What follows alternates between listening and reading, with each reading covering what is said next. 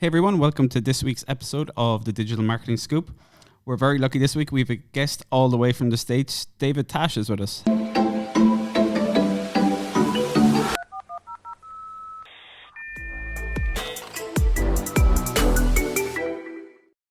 How are you doing, David? Doing well. Thanks for having me. Thank you. Thank you for joining us. So, David, you're in the recruitment business, but you do an awful lot of work on LinkedIn. So you're here to give us lots of LinkedIn tips and kind of let us know from your experience in the recruitment industry what we could be doing and what we could learn from recruiters on LinkedIn. Oh, absolutely. So I help recruiters. I'm a marketer, and I help recruiters grow their business. LinkedIn is the number one platform that we use. We also use other platforms to kind of create like a marketing ecosystem, a marketing mix. But there's so much value that people can take from LinkedIn. It has transformed over the years from a place where you go to post your resume and hopefully you get hired by, your dream company, to now it's really a social platform. There's a lot of engagement and interaction going on a daily basis. And smart business owners can use to leverage LinkedIn to get more clients, more prospects, more leads, and also to help build their brand message and, stand out from their competitors. Yeah, that's absolutely fantastic. I mean, for when I think of LinkedIn, I always think of recruitment first and foremost because I have a past in the recruitment industry as well, and they're just on it always. They're not on anything else. They're not doing anything else. They're just on LinkedIn. The number one demographic for LinkedIn are recruiters. Yeah. Profiles is a recruitment profile. Yeah. So from your experience, David, what do you think are the main characteristics a company needs to have on their LinkedIn page, whether that's be to grow their following, grow their engagement, or attract employees?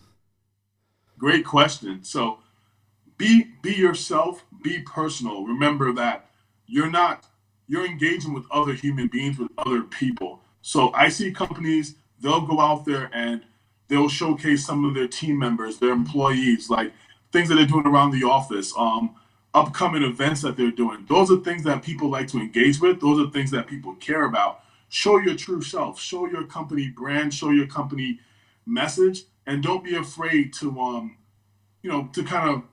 don't be afraid to really put yourself out there. I feel like a lot of companies, they're so careful in what they release, right? They're trying to, kind of like really, hey, I need to make sure that this is conveyed a certain way. And when you do that, you're really taking away from what's the authenticity of, of who you are as a company. And then people see that and they're not going to pay attention. So to really, get the most out of it, you have to be yourself and don't hold anything back. So let the people within your company shine through and bring their personality across. Absolutely. Show your culture. Yeah, cool. Definitely. And I mean, as well, it's one of those things that slows, we've said it before, it slows company down so much when you're going back to the manager to check if that post is okay, and then we'll do it again, and making sure everything is, start getting content out and just learn from it, I guess. Yeah. There's a saying that sometimes done is better than perfect. Yeah. When it comes to social media, I think that really rings true. Oh, 100%, definitely. And in terms of specific content then, so whether it's video, imagery, presentations, what do you find is working really well from an engagement point of view? Video is number one, like Mike Tyson in the 80s right now. You get 10 times the engagement. It not only allows you to convey your message, but also, just like we're doing here, they get to see your face, hear your voice. You're kind of becoming a micro celebrity to your audience, to your prospects. So this way, when you do have meetings and you do have deals in place, they're going to, it really helps kind of move things along. So I would say all of it's important, but if you had to choose one, I would definitely go with video. Yeah. Even something I found from the podcast is going into meetings afterwards, and kind of people, they feel like they almost know you already, even though it's actually the first time you're meeting them face to face. Oh yeah. Or even I've gone to some of our client meetings and they've asked me a question and then they've gone, I've already heard you say that. So like I'm just repeating myself to them again. The best is when they take one of your points and they say it to you and you're like, that's a really good point. That's a really good. You're a genius. So in terms of, do you see any particular mistakes companies are making on LinkedIn? Stuff that's, I know we kind of discussed, we'll say not putting content out there. That's probably like the biggest one. But in terms of the content that are pushing out there, do you think there's any mistakes a lot of companies are making? Absolutely. So one of the biggest mistakes that we see, companies tend to focus too much on themselves, right? You really want to make your content about the people that you're servicing, right? How do you make their lives better? But also, what are the things that are keeping them up at night? What are the things that they're worried about? Make your content be about that. It's more of industry data versus your product or service data and information. So let me give you an example. So we obviously we work with recruiters. And one of the things that recruiters like to do is post their open jobs and availabilities, right? It's like, hey, I'm looking for X, Y, and Z, such and such.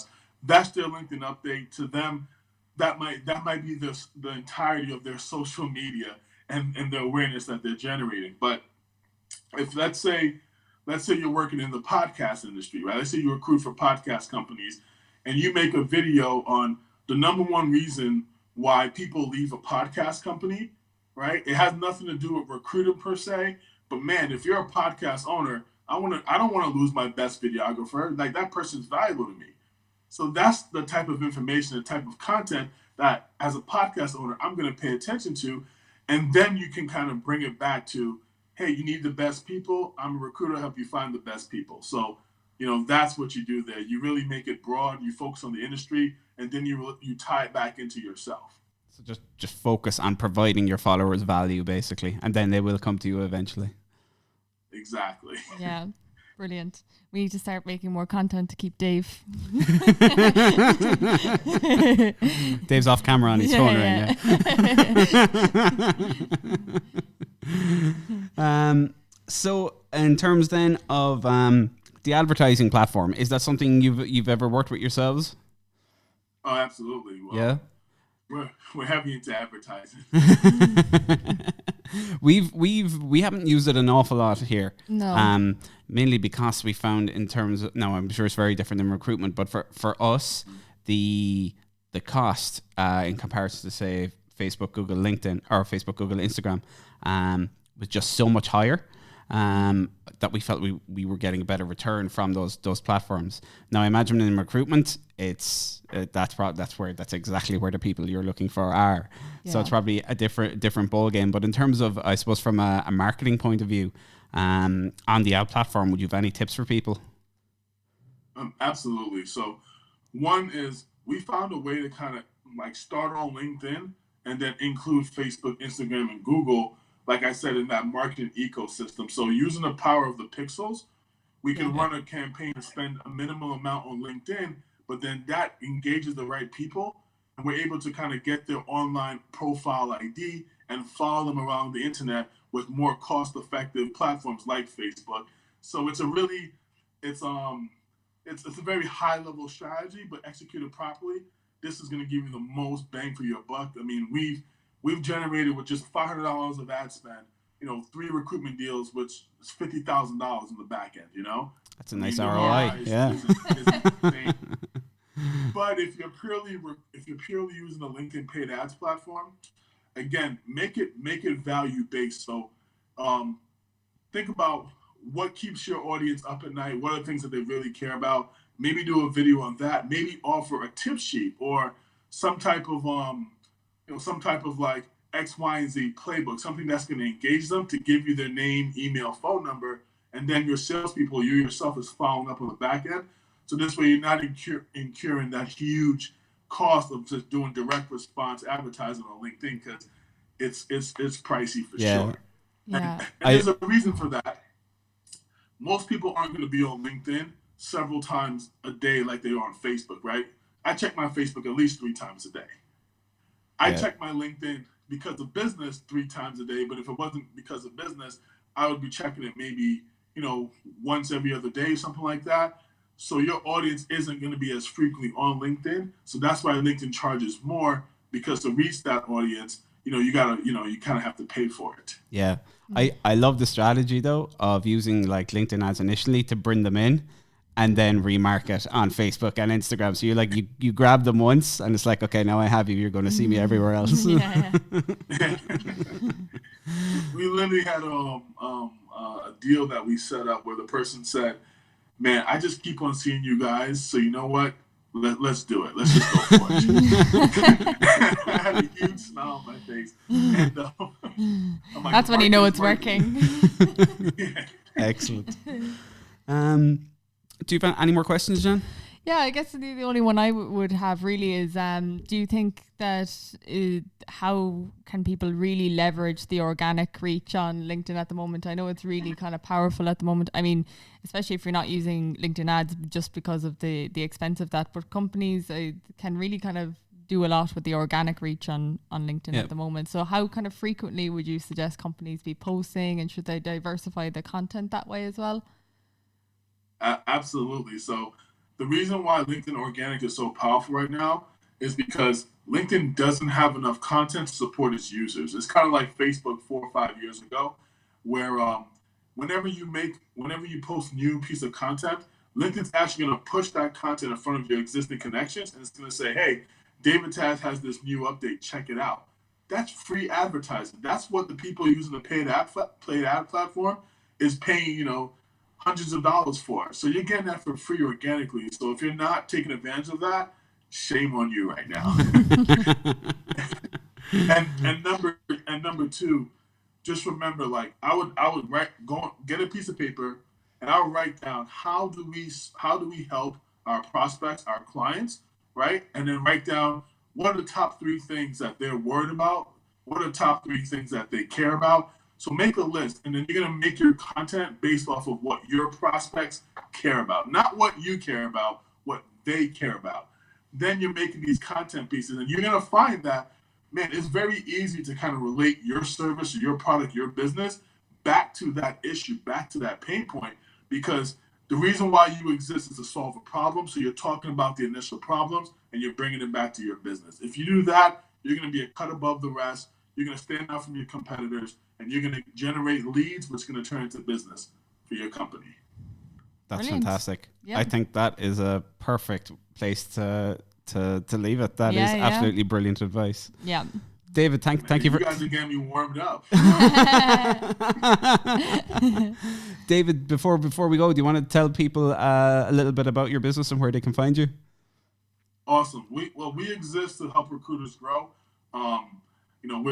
We're ninjas on LinkedIn. We're great on Facebook. Go to www.tashrizzo.com. There's free resources there, including some call scripts. We have like a free assessment where you can kind of like rebrand your LinkedIn profile, because a lot of people, they set up their LinkedIn profile 10 years ago or 15 years ago, whatever it may be. It's not your mama and dad's LinkedIn anymore. It's a whole new ballgame. So you definitely want to take advantage of those resources and get up to date, so this way you can start standing out from your competitors. Fantastic. We'll put the link to those in the show notes for anybody listening as well, so they can click on them and visit them. Yeah. David, thank you very much. Thanks. You're very welcome. And guys, the last thing I want to say is make sure you listen to great podcasts like this one on a consistent basis, because this is how you get free information where these gurus are going to sell you the same thing you're getting for free here. So utilize it and make sure you make this part of your routine. Excellent. Fantastic. Cheers, Great. David. Thank you Thanks, so much for joining us today. Thanks, guys. That has been this week's episode of the Digital Marketing Scoop.